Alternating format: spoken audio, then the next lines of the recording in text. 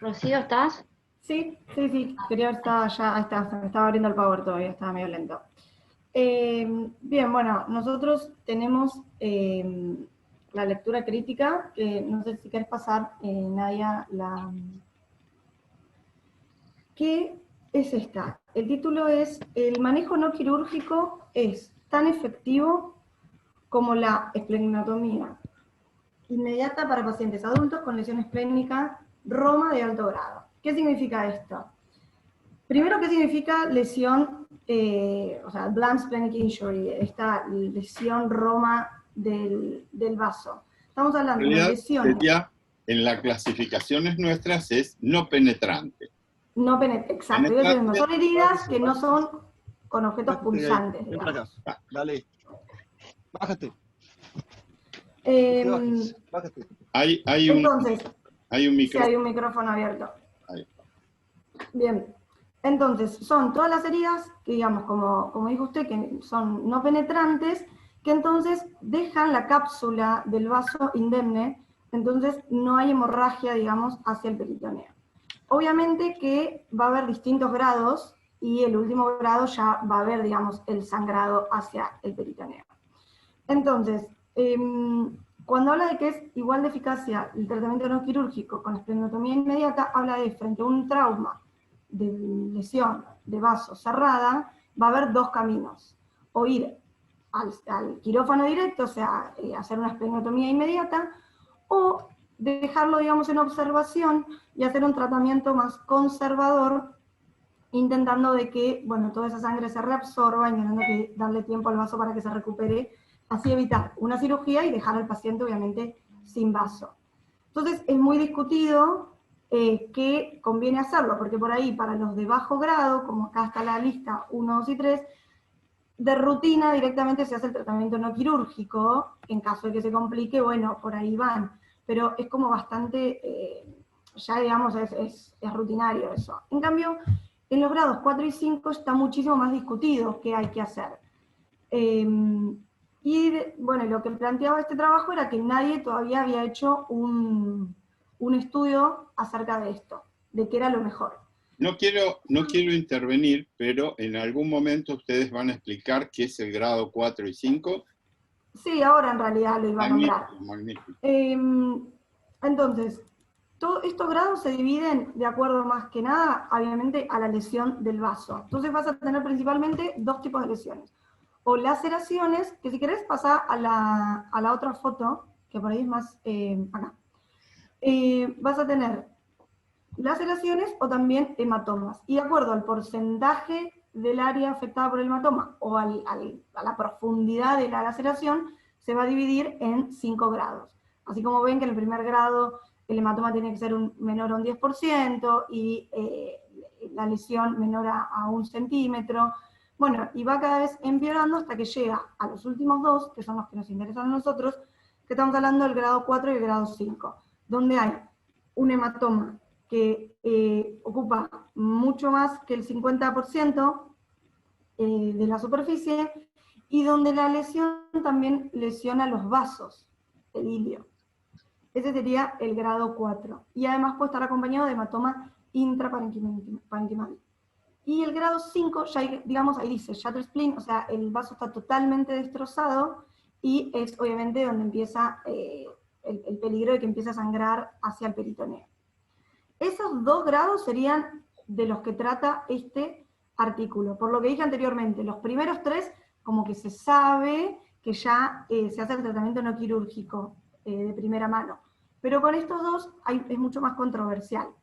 Entonces, el estudio lo que intenta demostrar es las complicaciones de cada uno, qué es mejor, y en caso de elegir el tratamiento no quirúrgico, si luego de ciertas horas necesitan al final hacerle una esplenotomía, si esa demora en la cirugía generó, digamos, un empeoramiento de la situación o no, y además va a tener en cuenta el tratamiento de embolización de la arteria esplénica, que se puede llegar a hacer en estos casos, a ver si también si tiene como ayuda o no. O sea, esos 3 parámetros, digamos, es lo que intenta medir este artículo. Te puedo, es muy importante eso, esta imagen que han puesto, porque en el cuadro que aparece, esto queda muy en el aire. En cambio acá vemos bien que se trata de lesiones vasculares ya, de desvascularización o de estallido del vaso. La pregunta que uno se haría, ¿y por qué quieren conservar el vaso? Primero, en realidad, evitar una cirugía, con todas las complicaciones que eso conlleva. Está bien, Primero. pero estás caminando en la cuerda floja de un paciente que se puede descompensar y alguien te podría decir, si no lo operás, en el momento cero, salud. Gracias. Si no eso quiere decir que Rocío barre en la casa, por eso hay polvo en el aire. Alguien te podría decir que si en el momento cero vos no lo operás, cuando lo operes unas horas después, seguramente el paciente va a estar peor y lo vas a operar peor. El tema básico acá es salvar el vaso, porque se ha demostrado que el vaso tiene una función inmunitaria de opsonización que permite que en los esplenectomizados se produzcan sepsis muy importantes por gérmenes habituales. Entonces, siempre se tiende a conservar el vaso. Esto ha pasado por muchas etapas. Cuando yo comencé en la cirugía, vaso tocado, o sea, un grado 1 o 2, vaso sacado. Porque se pensaba que después el hematoma se puede romper, el hematoma en 2 tiempos y demás. Después empezamos a tratar de hacer implantes de vaso, o sea, sacábamos el vaso e implantábamos en el epiplón. Y sí, el vaso en el epiplón generalmente sobrevivía, lo podíamos reconocer. Tenemos un trabajo hecho con el doctor De Felito hace más de 20 años. El vaso, sí, ese pedacito de vaso que habíamos dejado sobrevivía, pero no mejoraba el tema inmunitario. Así que hoy en día se trata de salvar el vaso en todo lo que se pueda. Aún cuando hay que operarlo, se suelen hacer esplenectomías parciales. Claro. Bueno, sigamos adelante. Muy, muy buena la presentación, porque nos has presentado bien el problema. Fantástico. Bueno, tipos de estudios. Se realizó un análisis retrospectivo en pacientes adultos de los archivos de uso de datos de participantes del programa de mejora de la calidad de trauma del Colegio Americano de Cirujanos de 2013 a 2014, que sufrieron lesiones esplénicas cerradas de grado 4 y 5. Es un estudio observacional, analítico, y estudio de corte, que es un tipo de investigación observacional y analítica, prospectiva o retrospectiva, que en este caso es retrospectiva, en la que se hace una comparación de la frecuencia de aparición de un evento entre dos grupos, uno de los cuales está expuesto a un factor que no está presente en el otro grupo, con el objetivo de evaluar una posible relación causa-efecto. El objetivo general es comprobar si en pacientes adultos hemodinámicamente estables con lesiones esplénicas cerradas de alto grado, el manejo no operatorio es tan eficaz como el manejo quirúrgico, que es la esplenectomía inmediata. Los objetivos específicos, comparar los resultados hospitalarios ajustados al riesgo del tratamiento no quirúrgico frente a la esplenectomía inmediata en pacientes adultos con lesión esplénica cerrada de alto grado. Otros, determinar si el uso de la embolización de la arteria esplénica altera la tasa de éxito del mantenimiento no quirúrgico en pacientes con lesión esplénica cerrada de alto grado. Y el tercer objetivo específico es dilucidar las consecuencias del fracaso del tratamiento no quirúrgico, comparando los resultados ajustados al riesgo de pacientes que fallaron en el tratamiento no quirúrgico con pacientes similares que se sometieron a una esplenectomía inmediata. O sea, beneficios del método contra las posibles consecuencias de utilizar este método. Bien, como veníamos diciendo, el estudio se realiza a partir de este programa del Colegio Americano de Cirujanos, que es un programa para la mejora de la calidad de atención dentro de un contexto de trauma. se designaron personas a lo largo de centros de todo el país que se capacitaron para la extracción de datos, sobre todo sobre las definiciones de las distintas variables, y haciendo énfasis también en la importancia de una entrada de datos completas, porque luego ahora cuando veamos los criterios de exclusión e inclusión, vemos que son puntos importantes. A partir de este relevamiento se creó una base de datos a la cual se puede acceder para realizar este tipo de estudios. En el caso de este estudio se tomaron datos de 223 centros de salud del año 2014 y 300 del año 2013, y se creó una muestra de 2.746 pacientes, que los criterios de inclusión para esta muestra fueron que sean adultos, o sea, mayores de 18 años, que hayan presentado traumatismos abdominales cerrados, con lesiones esplénicas de grado 4 o grado 5, como explicó Rocío en el inicio de la presentación.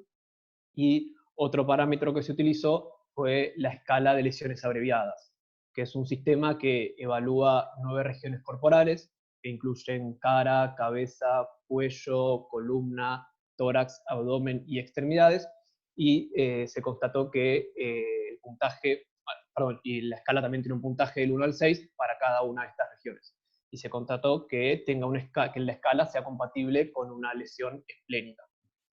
Luego también esta escala se utilizó para los criterios de exclusión de los pacientes, ya que si un paciente tenía en cualquier región corporal un puntaje mayor a 6, este no se incluía en el estudio, ya que esto podía afectar la evolución del paciente y que tenga una disfunción, por ejemplo, o alguna complicación que sea a raíz de otra causa.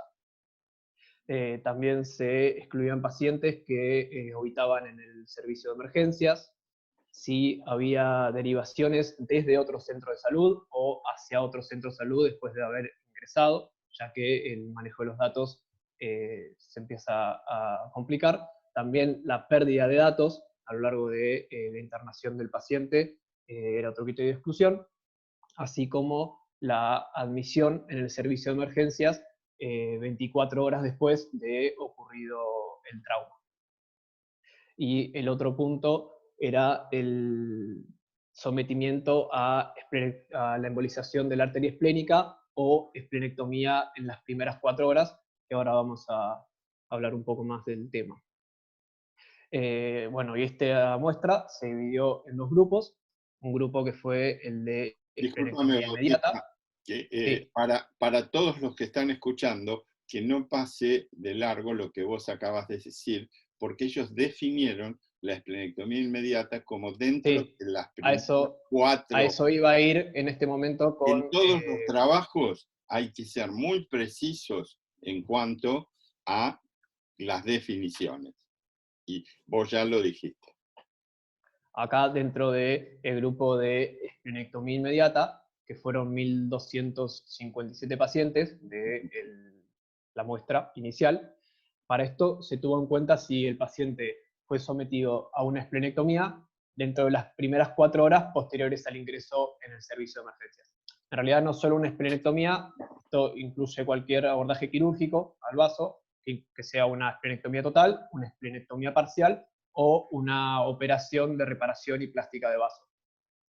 A su vez, como estas 4 horas son algo totalmente subjetivo, es un punto arbitrario puesto por el equipo de investigación, el análisis de los datos se revisó, se comparó, utilizando como punto de corte 2, 3 y 6 horas luego de la admisión al servicio de emergencias. Y cuando esto se analizó, se vio que no afectó significativamente la comparación de los resultados en los pacientes que fracasaron en el tratamiento.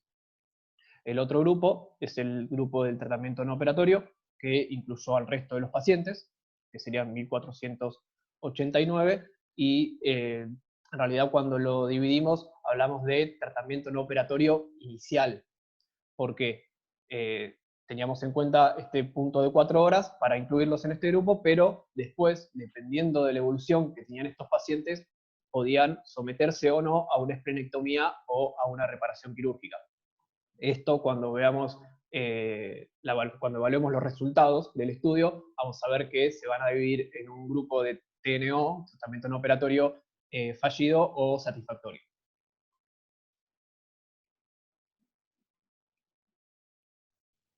Bueno, respecto a las variables que encontramos en este estudio, podemos identificar, y los autores identifican claramente lo que son la variable independiente, que en este caso sería la estrategia que ellos hacen del manejo inicial de los pacientes que llegan con lesión esplénica cerrada de alto grado. Y entonces ellos lo que harían sería comparar una esplenectomía inmediata versus el tratamiento inicial no quirúrgico. Todo obviamente hablado de en las primeras 4 horas. Después, en la siguiente, respecto a las variables dependientes, que son los resultados o los efectos que ellos esperan encontrar si se hace uno u otro tratamiento, ellos evalúan la mortalidad intrahospitalaria, los días que los pacientes requieren de hospitalización, los días que van a estar en cuidados intensivos, los días que van a permanecer con ventilación mecánica, las complicaciones infecciosas, las cuales definen como, están también bien definidas como sepsis, neumonía, infección del torrente sanguíneo asociado al catéter, o infección del sitio quirúrgico, o del órgano, o del espacio quirúrgico, y neumonía. También evalúan las complicaciones no infecciosas, las definen como trombosis venosa profunda, embolia pulmonar, infarto al miocardio, síndrome de dificultad respiratoria aguda, o lesión renal asociadas obviamente a los días de internación que tienen los pacientes. Y respecto, la siguiente, Nadia, a las variables intervinientes, que como sabemos son aquellas variables, aquellos factores que pueden influenciar los resultados, digamos, ellos evalúan características tanto de los pacientes como del hospital, como de la lesión. De los pacientes ellos ven edad, sexo, etnia, enfermedades respiratorias, si son la obesidad, comorbilidades, digamos, en general. Respecto a las características del hospital, ellos también evalúan y comparan, en el fondo tratan de controlar el número de camas del hospital, los cirujanos que son especialistas en trauma, y el nivel de trauma del centro de trauma que tienen. Y respecto a las características de la lesión, ellos evalúan si en el fondo si llegan hipotensos, con una presión sistólica menor a 90, una escala de Glasgow menor o igual a 8, cuántos pacientes tienen realmente lesión esplénica de grado 5, que sería más grave, digamos, si la necesidad de transfusión temprana, el puntaje de gravedad de la lesión, y bueno, como dijo mi compañero también, el score que tiene la escala de lesiones abreviadas, digamos, que sea mayor o igual a 4, que ya hablaría de una lesión severa o una lesión crítica. Y bueno, ellos ven finalmente que estas variables están, tanto las características de los pacientes como las características del hospital, en realidad no hay diferencias estadísticas entre ambos grupos, por lo tanto son comparables, no así con las lesiones, con las características que tiene la lesión, que ahí sí se producen algunas diferencias estadísticamente significativas, por las que ellos, como dijo mi compañero, después estadísticamente emparejan la cohorte, digamos, los dos grupos de comparación, para que estos resultados no interfieran finalmente en el resultado final. Bien, bueno, como dijo mi compañera, cuando obtuvieron los resultados, primero lo que hicieron fue comparar en un cuadro a los dos grupos y comparar las características del paciente, del hospital y la lesión, tipo de lesión de los pacientes de ambos grupos. Entonces encontraron diferencias en cuanto a que los pacientes que ingresaban directamente a una esplenectomía inmediata solían ser aquellos que eran hipotensos, que ingresaban hipotensos al servicio, tenían una escala de Glasgow menor a 8, una lesión esplénica más grave de grado 5, que los pacientes que se sometieron a tratamiento no operatorio. Además, los pacientes que tuvieron que someterse a esplenectomía inmediata tenían una puntuación de gravedad de lesión más alta y el requerimiento de transfusión era mayor que aquellos que no estaban sometidos a la esplenectomía. En cuanto a esta tabla, que es la tabla 2 del trabajo, se compararon a los pacientes que se sometieron a la esplenectomía inmediata versus tratamiento no operatorio, y no había muchas diferencias clínicamente significativas. Lo que se puede resaltar es que, dado que en los pacientes que se sometieron a esplenectomía inmediata el grado de lesión esplénica era mayor, tuvieron una mayor tasa de mortalidad, mayor complicaciones, una mayor estadía hospitalaria y en la UCI, y una tasa de alta hospitalaria no rutinaria mayor. ¿Tenés otra tabla? Porque esta tabla... Hay más. Claro, porque esta tabla en realidad lo que está mostrando es las diferencias significativas, ¿sí? De todo lo que... Listo, pasar a la siguiente. Sí. Bien. Bueno, después se compararon las cohortes resultantes de pacientes sometidos a esplenectomía inmediata versus tratamiento no operatorio, donde fueron bien emparejadas, como las características relacionadas con el paciente, el hospital y las lesiones. Y comparando los resultados, se obtuvieron que los pacientes que fueron manejados con tratamiento no operatorio tenían una tasa de mortalidad, duración en cuidados intensivos, estancia hospitalaria y incidencia de complicaciones infecciosas similares a los que habían sido sometidos a esplenectomía inmediata. La única diferencia que se había encontrado en este momento de la investigación era que los pacientes manejados con esplenectomía inmediata tuvieron que tener mayor tiempo la ventilación mecánica y tenían más incidencia de complicaciones infecciosas. De los 1.489 pacientes a los que se sometieron a tratamiento no operatorio, o sea, se los dejaron esperar para la esplenectomía, aproximadamente un 20%, o sea, 299 pacientes, tuvieron que someterse a esplenectomía por las complicaciones. Y la tasa de falla del tratamiento no operatorio fue del 17% para pacientes con lesión esplénica grado 5, y del 29%, perdón, grado 4, y del 29% para pacientes con grado 5. A los que se sometieron a la embolización de la arteria esplénica, aproximadamente fueron el 12% de los que al principio no se habían sometido a la esplenectomía, o sea, del grupo tratamiento no operatorio. Y la tasa del fracaso fue aproximadamente del 11%, pero se encontraron diferencias significativas en ambos grupos. Otros factores que afectaron el riesgo de falla del tratamiento no operatorio eran, por un lado, la necesidad de transfusión de sangre dentro de las 4 horas posteriores a la admisión en el servicio de urgencias, el aumento de la... Hay otra tabla, la tabla 5, donde está lo que vos estás charlando. Sí, no la pusimos la 6 directamente. Bueno. Entonces comentala. Porque eran A4 y no entraban en el Power, por eso lo digo oral. Bien. Entonces, los factores que afectaron el riesgo de falla del tratamiento no operatorio eran la necesidad de transfusión de sangre dentro de las primeras 4 horas al ingreso del servicio de urgencias, la edad del paciente, o sea, que sean más ancianos, el aumento, la presencia de un trastorno hemorrágico previo y la lesión esplénica de grado 5. Y en la tabla 6, lo que se buscó fue determinar si el retraso del tratamiento quirúrgico en los pacientes que fracasaron en tratamiento no operatorio, o sea, afectó los resultados, y compararon. Dentro del grupo del tratamiento, de los que se sometieron a tratamiento no operatorio, se compararon aquellos en los cuales se tuvieron que someter a la esplenectomía igual, o sea, los que fallaron, versus sus homólogos con la esplenectomía inmediata.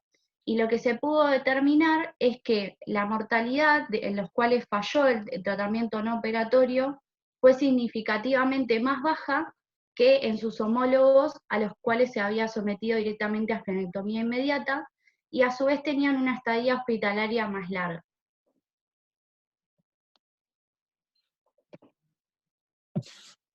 Bueno, hasta donde sabemos, este estudio del 2016 era uno de los primeros análisis publicados en los cuales tenía un ajuste de riesgo multivariante para comparar la efectividad del tratamiento no operatorio, que sería el NOM, frente a la esplenectomía inmediata para las lesiones cerradas de vaso de alto grado, tanto grado 4 como grado 5. Aunque era imposible eliminar completamente todos los sesgos de selección del análisis, se redujo todo lo que fue posible, gracias a emparejar datos como el TQIP, que es lo que habló Bautista, que es una escala de trauma, también una puntuación de un score de trauma abdominal, transfusión temprana sanguínea o presión sistólica al ingreso. Al emparejar todos estos datos, que sería la primera tabla no estaba emparejado y en la segunda sí, y comparar los resultados, se obtuvo que las únicas diferencias significativas tanto en el manejo no operatorio como la esplenectomía inmediata es que esta segunda, la duración del requerimiento de ventilación mecánica y la incidencia de complicaciones infecciosas era un poco mayor frente al manejo operatorio, no operatorio. Por lo que se concluye, que sería el primer puntito de la conclusión, que, como dice ahí, el manejo no operatorio es tan seguro y eficaz como la esplenectomía inmediata para el tratamiento inicial de pacientes hemodinámicamente estables, con lesión esplénica cerrada de alto grado, sin alguna complicación o indicación de la parotomía inmediata, como ser una peritonitis. También se identificaron diferentes variables que influían como un mayor riesgo en el fracaso del manejo no operatorio. ¿Cuáles eran estos? Una lesión esplénica de grado 5, hipotensión al ingreso del servicio de urgencia, alcoholismo, algún problema de coagulación ya previo en el paciente, o necesidad de transfusión dentro de las primeras 4 horas. Todos estos serían factores de riesgo que pronostican un mayor fracaso en manejo no operatorio. ¿Esto significa que habría que evitarlos si tiene estos factores de riesgo? No. Lo que se recomienda es que si el paciente presenta estos factores de riesgo, se lo monitoree y se lo reevalúe constantemente para evitar alguna complicación a futuro. También hay que tener en cuenta el segundo puntito, que es que el retraso en la intervención quirúrgica no afecta significativamente a los pacientes con lesión esplénica de alto grado. ¿Qué quiere decir? Es que si al paciente ni bien entra, le hacemos una esplenectomía inmediata o intentamos un manejo no operatorio y a futuro requiere una esplenectomía inmediata, los resultados son más o menos similares, por lo que no hay diferencia. Y por último, la SAE que dice ahí sería la embolización de la arteria esplénica. Es un factor de protección para el manejo no operatorio. ¿Qué se hizo? A todos los pacientes que se le hizo un manejo no operatorio, al 12,8% de estos pacientes se les hizo una embolización de la arteria esplénica. ¿Qué se obtuvo con esto? Que había un fracaso cercano al 10% en los que se hacía la embolización, y en los que no se hacía la embolización estaba cercano al 20%. Quiere decir que demostró este estudio que la embolización es un factor de protección frente al manejo no operatorio de la lesión esplénica cerrada de alto grado.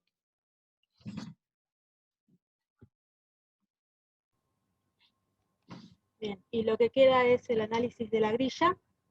Bien. Que lo que intentamos hacer es resaltar por ahí los puntos dudosos.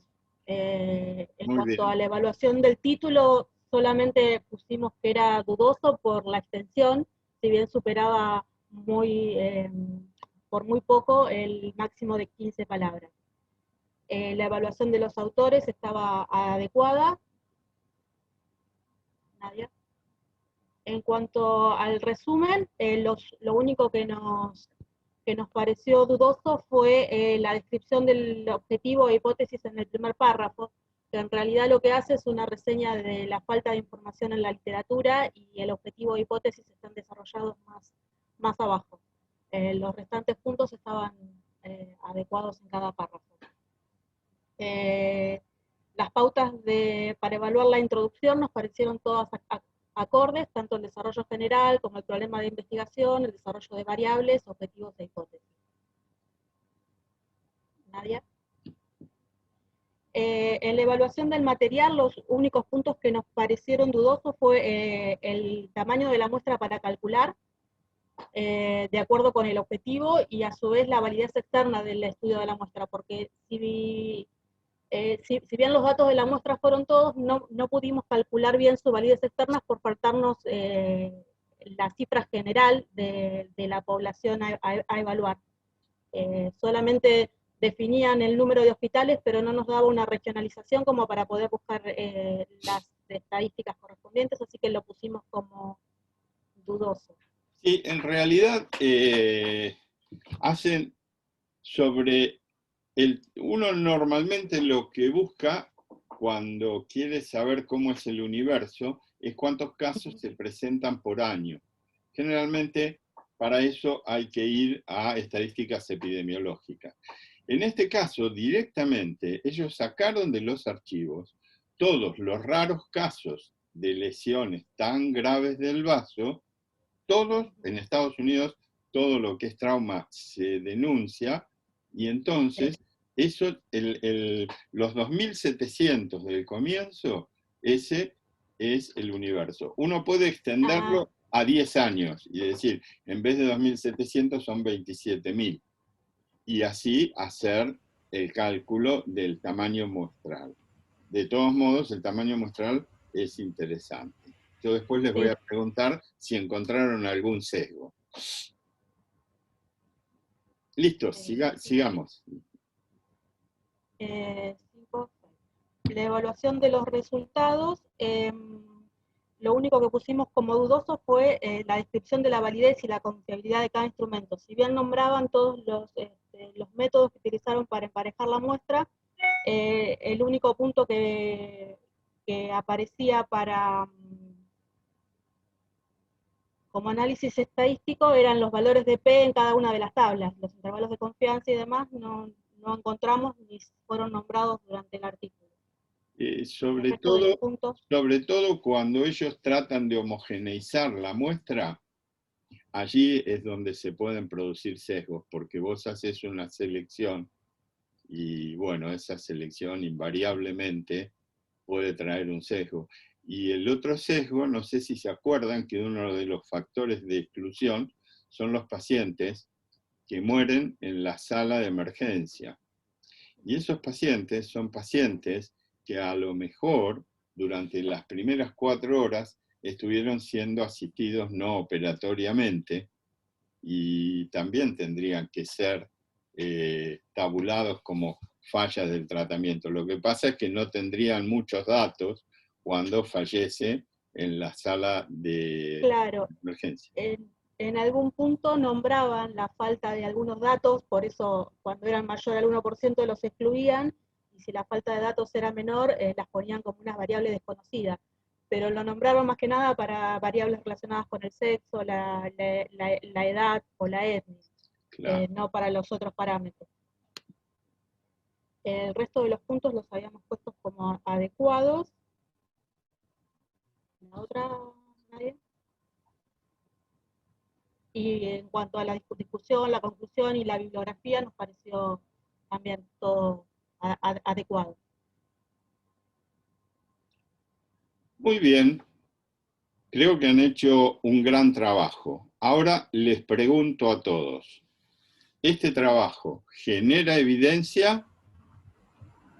Esto es, teniendo un paciente con una lesión de grado 4 o 5, yo haría una approach no operatorio o directamente lo operaría. Yo creo que genera evidencia, pero no, como que por ahí le falta algo, porque primero, por lo menos en mi opinión, lo que tendrían que haber sacado de antemano es la embolización de la arteria esplénica. Ese objetivo para mí está totalmente fuera de lugar en el trabajo, porque te cambia mucho el pronóstico del paciente y entonces ya no es tan confiable, digamos, y aparte es un procedimiento que no se hace en todos lados y que además tiene sus riesgos también. Entonces, yo creo que por ahí le erraron porque te reduce mucho la población, entonces al final tenés tratamiento no quirúrgico, tratamiento quirúrgico, pero dentro del tratamiento no quirúrgico, los que le realizaron la embolización. Entonces, se reduce demasiado el grupo, después los emparejan, y al final la muestra no termina siendo representativa. Creo que has dado en el blanco, Rocío. Es muy importante. Siempre se dice entre los expertos en metodología de la investigación que uno debe tratar de ser lo más limpio posible, de manejar una sola variable independiente. Porque acá lo que le estás agregando es otra variable independiente. Exacto. Tendrían que haber hecho un trabajo sin la embolización y otro trabajo con la embolización. Quisieron hacer todo junto y realmente los resultados se confunden, porque cuando ellos toman los resultados de los 750, allí hay con y sin embolización. Muy bien la También para agregar a eso es que en el uso de la embolización de la arteria esplénica o no, nunca aclara si es proximal o distal y que eso da diferentes resultados, de acuerdo al tipo de embolización que era. Y no lo aclaran en la entonces queda como ahí. Y tampoco las complicaciones de la embolización esplénica, ¿no? Que las hay y es una progresión del émbolo que pueda afectar la mesentérica. Eso, que es un procedimiento que tiene muchas complicaciones. Que tiene muchas complicaciones, y mucho más en un enfermo grave. En un enfermo que está hipotenso, que es difícil mantenerlo, llevarlo a la sala de rayos o en un quirófano con rayos. Por ese motivo lo hicieron con pocos pacientes. Bueno, los felicito al grupo, está por terminar el tiempo, los felicito, realmente han hecho un muy buen trabajo y por lo que vemos con este grupo, los que trabajaron la primera semana y ahora ustedes lo han hecho muy bien. Los felicito a todos y que pasen un buen fin de semana. Gracias. Gracias, igualmente. Gracias. Nos vemos. Gracias. Gracias. Gracias, hasta luego. Nos vemos.